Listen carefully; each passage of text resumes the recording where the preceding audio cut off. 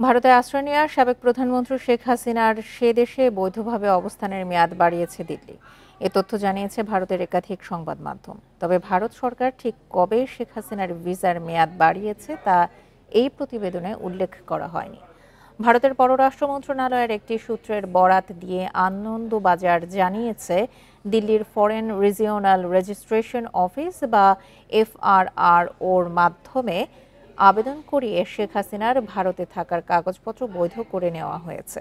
পত্রিকাটি বলছে, ভারতে কোনো উদ্বাস্তু সংক্রান্ত আইন না থাকায় এফআরআরওর মাধ্যমে বাংলাদেশের নাগরিক হাসিনাকে ভারতে বসবাসের বৈধতা দেওয়া হয়েছে। তবে কতদিনের জন্য এই ছাড়পত্র দেওয়া হয়েছে তা এখনও স্পষ্ট নয়। এদিকে হিন্দুস্তান টাইমসের প্রতিবেদনে বলা হয়, শেখ হাসিনার ভারতীয় ভিসার মেয়াদ বাড়ানো হয়েছে। এই প্রক্রিয়ায় যুক্ত ছিল স্বরাষ্ট্র মন্ত্রণালয় এবং স্থানীয় ফরেনার্স রিজিওনাল রেজিস্ট্রেশন অফিস।